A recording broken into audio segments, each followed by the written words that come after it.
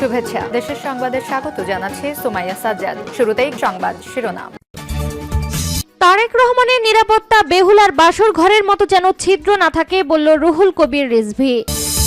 Bloody ফরেনারদের হাতে দেশ আর তুলে দেব না, বলল হাসনাত আব্দুল্লাহ। গণভোটের পক্ষে প্রচারণা চালাতে পারবেন সরকারি কর্মকর্তা কর্মচারীরা, বলল আলী রিয়াজ। সমাবেশে বক্তৃতাকালে জামায়াতের জেলা আমিরের মৃত্যু। নির্বাচন কমিশন বিএনপি এবং জামায়াতের দিকে ঝুঁকে পড়েছে, বলল বৈষম্য বিরোধী ছাত্র আন্দোলন। এবং সর্বশেষ জানিয়ে দেব, চাকসু নির্বাচন স্থগিতের প্রতিবাদে শাহজালাল বিশ্ববিদ্যালয়ে বিক্ষোভ, অবরোধ, ভিসি অবরুদ্ধ। তারেক রহমানের নিরাপত্তা বেহুলার বাসর ঘরের মতো যেন ছিদ্র না থাকে, বলল রুহুল কবির রিজভী।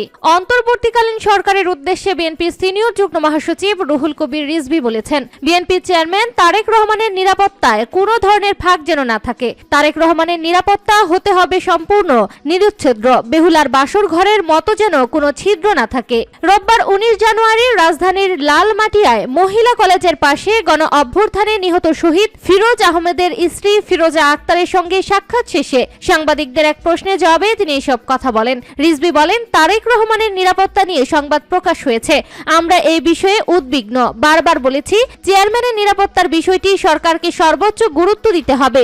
আপাত দৃষ্টিতে আমরা সেই মাত্রার উদ্যোগ দেখতে পাচ্ছি না। তিনি জানান, গতকাল গুরুতর আহত পরিবারের সঙ্গে বিএনপি চেয়ারম্যান তারেক রহমানের একটি মত বিনিময় সভা অনুষ্ঠিত হয়। সেই সভায় একজন মায়ের আকুতি ও বুক ভরা কান্না দেখে চেয়ারম্যান গভীরভাবে বিচলিত হন। তিনি তাৎক্ষণিকভাবে স্টেজে আমাকে এবং আতিকুর রহমান রুমনকে নির্দেশ দেন, আজই ঢাকায় তিনি যে বাসায় অবস্থান করছেন সেখানে গিয়ে ওই পরিবারের সঙ্গে সাক্ষাৎ করতে এবং তাদের সমস্যাগুলো বিস্তারিতভাবে জানানোর জন্য।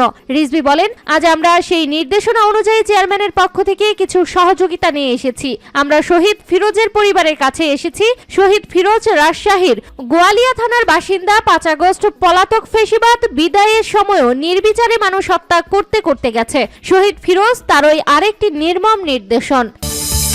ব্লাডি ফরেনারদের হাতে দেশ আর তুলে দেব না, বলল হাসনাত আব্দুল্লাহ। জাতীয় নাগরিক পার্টি এনসিপির দক্ষিণ অঞ্চলের মুখ্য সংগঠক ও কুমিল্লা 4 আসনের জামায়াত নেতৃত্বাধীন 10 দলীয় জোটের প্রার্থী হাসনাত আব্দুল্লাহ বলেছেন, আমরা ব্লাডি সিটিজেনরা ব্লাডি ফরেনারদের হাতে দেশটা আর তুলে দেব না।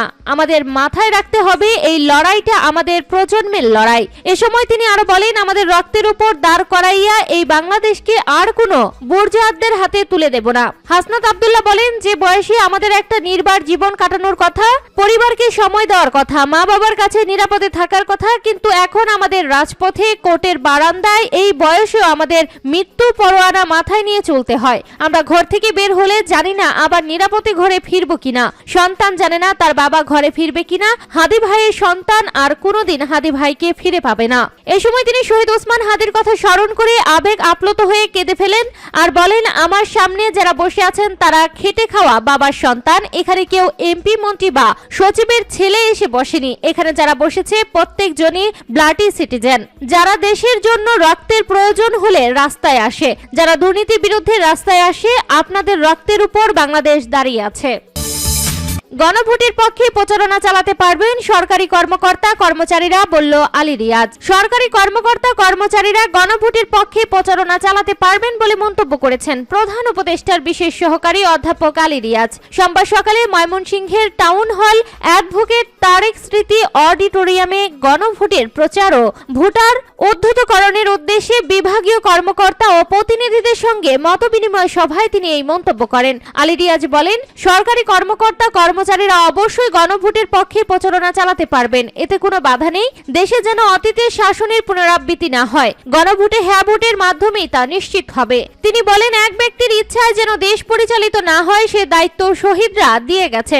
জুলাই গণ অভ্যুত্থান এই সরকারকে যে দায় অর্পণ করেছে সেটি হচ্ছে রাষ্ট্রের সংস্কার, মানবাধিকার বিরোধীদের বিচার ব্যবস্থা সুনিশ্চিত করা এবং একটি সুষ্ঠু অবাধ নির্বাচন করা। প্রধান উপদেষ্টার বিশেষ সহকারী বলেন, গণভোটে হ্যাঁ বিজয়ী হলে জুলাই সনদ সংবিধানে অন্তর্ভুক্ত করতে হবে। জবাবদিহিমূলক রাষ্ট্র, স্বাধীন বিচার বিভাগ ও ইনসাফ কায়েমের জন্য হ্যাঁ ভোট দিতে হবে।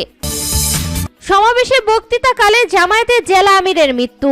প্রতিবাদ সমাবেশে বক্তব্য দেওয়ার সময় অসুস্থ হয়ে ইন্তেকাল করেছেন কুষ্টিয়া জেলা জামায়াতের আমির অধ্যাপক মাওলানা আব্দুল হাশেম। ইন্না লিল্লাহি ওয়া ইন্না ইলাইহি রাজিউন। কুষ্টিয়া সদর আসনে দলটির সংসদ সদস্য প্রার্থী আমির হামজাকে হত্যার হুমকির প্রতিবাদে সোমবার বিকেল 4:30টার দিকে শহরের একতারা মোড়ে আয়োজিত সমাবেশে বক্তব্য দেওয়ার সময় অসুস্থ হয়ে পড়েন তিনি। পরে নেতাকর্মীরা তাকে উদ্ধার করে নিকটস্থ doctor Hannan heart and general হসপিটালে নিয়ে গেলে কর্তব্যরত চিকিৎসক মৃত ঘোষণা করেন তাকে। মাওলানা আব্দুল হাশেম পোড়াদহ ডিগ্রি কলেজের শিক্ষক ছিলেন। কুষ্টিয়া জেলা জামায়াতে ইসলামী সেক্রেটারি সুজাউদ্দিন জোয়ারদার আমার দেশকে এই তথ্য নিশ্চিত করেছেন।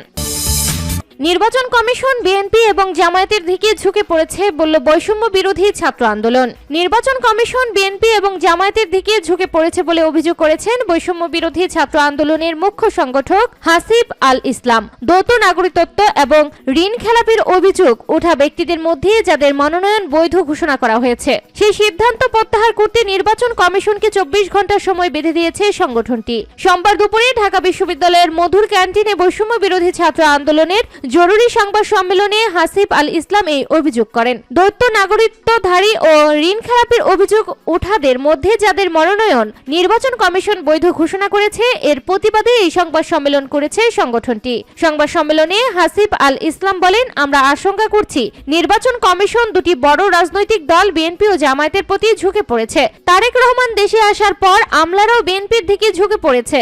যাদের বিরুদ্ধে দ্বৈত নাগরিকত্ব এবং ঋণ খেলাপির সুস্পষ্ট অভিযোগ রয়েছে তাদের মনোনয়ন বাতিল করার দাবি জানিয়ে তিনি বলেন, যারা এখন পর্যন্ত দ্বৈত নাগরিকত্ব দিয়ে বসে আছে তারা যদি সংসদ সদস্য কিংবা মন্ত্রী হন তাহলে জাতীয় নিরাপত্তার জন্য এটি হবে চরম মাত্রায় ঝুঁকি। কেননা সংবিধান প্রতিরক্ষা পররাষ্ট্র সংক্রান্ত বিশেষ গোপন নথিপত্র সরকারের কাছে থাকে। তিনি যদি বাংলাদেশ নাগরিকই না হন, বাংলাদেশ রাষ্ট্রের প্রতি যদি পূর্ণ আনুগত্যই না থাকে, তিনি সেই গোপন তথ্যগুলো অন্য রাষ্ট্রের কাছে তুলে দেবেন না, এর কি নিশ্চয়তা রয়েছে? সাকসু নির্বাচন স্থগিতের প্রতিবাদে শাহজালাল বিশ্ববিদ্যালয়ে বিক্ষোভ অবরোধ, ভিসি অবরুদ্ধ। স্বতন্ত্র এক প্রার্থীর রিটের পরিপ্রেক্ষিতে হাইকোর্ট সিলেটের শাহজালাল বিজ্ঞান ও প্রযুক্তি বিশ্ববিদ্যালয় কেন্দ্রীয় ছাত্র সংসদ ও হল সংসদ নির্বাচন 4 সপ্তাহের জন্য স্থগিত করেছে। এতে ক্ষুব্ধ শিক্ষার্থীরা নির্ধারিত সময়ে নির্বাচনের দাবিতে মিছিল ও সড়ক অবরোধ করেছে। সোমবার বিকেল 5:30টায় এই প্রতিবেদন লেখা পর্যন্ত শিক্ষার্থীরা বিশ্ববিদ্যালয়ের প্রধান ফটকের সামনে অবস্থান নিয়ে বিক্ষোভ করেছে। সময় তারা সিলেট সুনামগঞ্জ আঞ্চলিক মহাসড়ক অবরোধ করে রাখেন। পাশাপাশি শিক্ষার্থীরা সাকসু আমার অধিকার রুখে দেওয়ার সাধ্য কার সহ নানা স্লোগান দিচ্ছেন। শিক্ষার্থীদের এই বিক্ষোভে ছাত্র শিবির সমর্থিত দুর্বার সাস্টিয়ান ঐক্য প্যানেল, সাধারণের ঐক্য স্বর প্যানেল, স্বতন্ত্র প্রার্থী ও সাধারণ শিক্ষার্থীরা অংশ নেন। দীর্ঘ 28 বছর পর আগামীকাল মঙ্গলবার সকাল 9টায় এই নির্বাচনের ভোট গ্রহণ শুরু হওয়ার কথা ছিল। আজ এই নির্বাচন 4 সপ্তাহের জন্য স্থগিত করেছে হাইকোর্ট।